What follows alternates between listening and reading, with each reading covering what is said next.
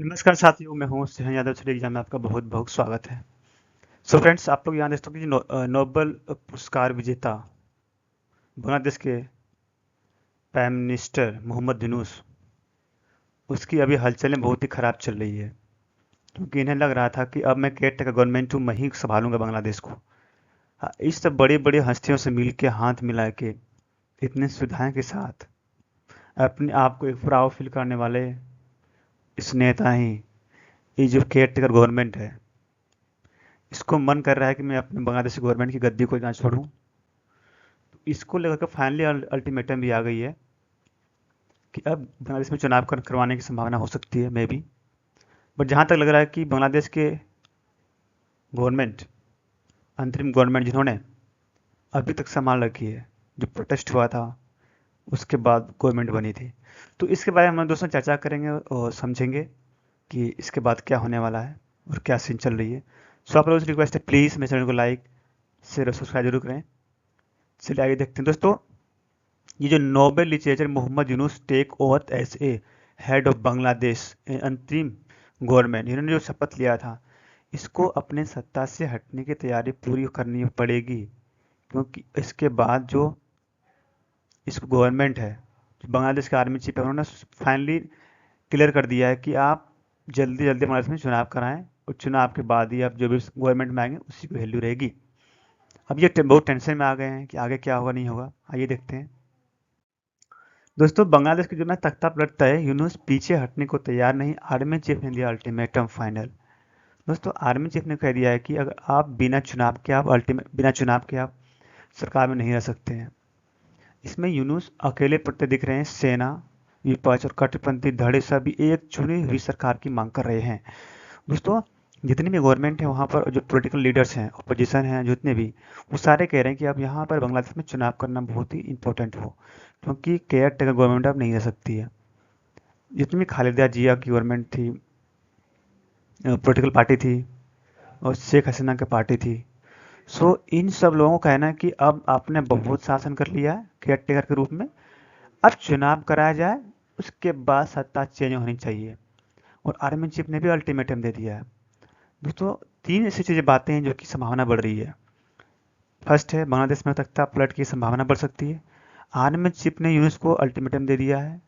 और यूनिस के पास अब राजनीतिक समर्थन, न सैन्य भरोसा। दोस्तों, अगर सैन्य भरोसा खत्म हो गया तो कभी भी जा सकता है। उसके साथ साथ राजनीतिक पॉलिटिकल पार्टी से बनाना जरूरी है। इन्होंने पॉलिटिकल पार्टी बनाया तो भी जाना जरूर तय हो जाती है, क्योंकि अभी तो इसके कोई पॉलिटिकल पार्टी नहीं है। इसको जो कि जो फाइनली जो स्टूडेंट्स ने प्रोटेस्ट किया था, उसी में से ऐसे आदमी हैं जिन्होंने कभी हेल्प करी है और केयर टेकर गवर्नमेंट में काम कर रही है। ओके दोस्तों, जब अंतरिम गवर्नमेंट मोहम्मद यूनुस पीछे हटने को तैयार नहीं है, तो वो किसी भी कीमत पर जो है चुनाव करना चाहते हैं। इस अल्टीमेटम किसने दिया है? ये अल्टीमेटम आर्मी चीफ ने दिया है। आर्मी चीफ जनरल वाउजुर उर रहमान ने यूनुस को फाइनल अल्टीमेटम दे दिया है। यूनुस को साफ बता दिया है कि दिसंबर से पहले चुनाव कराना होगा, क्योंकि आर्मी चीफ अब चुनी हुई सरकार को सपोर्ट करेगी, रिपोर्ट करेगी। ओके, तो ये होना भी चाहिए, क्योंकि लोकतंत्र है, डेमोक्रेसी है, उसमें जनता अपनी वोट देकर गवर्नमेंट चुन सकती है। तो उसे चुनना अधिकार, राइट्स बनता है, और उन्हें वोट कराना बहुत ही इंपॉर्टेंट हो, जो कि बांग्लादेश का आर्मी चीफ ने साफ साफ कह दिया है। इसके पीछे सेना प्रमुख वाजुर जुमान ने साफ ही कहा दिया है कि देश में अब एक चुनाव चुनी हुई सरकार का राजनीतिक फैसला लेगी, न कि यूनियन से थोपे गए जन लोग। बाकी अमेरिका समर्थित नियुक्ति से नाराज। दोस्तों, नाराज कौन है?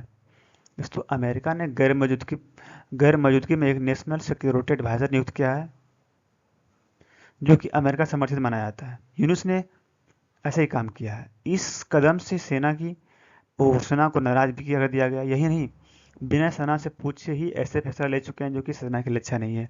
दोस्तों, बांग्लादेश जो आर्मी चीफ है, वो जहाँ तक मुझे लगता है अल्टीमेटम इंडिया के साथ ही चलता है, वो चाहे कुछ भी हो। तो जब बांग्लादेश का अंतरिम गवर्नमेंट, उसमें सलाहकार है, उन्होंने ऐसी चीज़ें करी है कि इंडियन गवर्नमेंट के, इंडियन पॉलिटिकल लीडर की वजह से खराब है।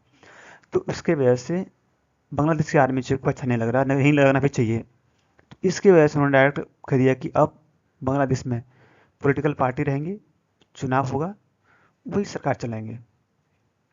ओके, सो अब नेक्स्ट दोस्तों, सेना का प्लान क्या था? सेना का प्लान था कि दिसंबर 2025 में चुनाव हो और इसमें बीएनपी तथा नेता शेख हसीना को पार्टी के नए गुट के साथ में गठबंधन सरकार बनाने के पक्षधर हैं।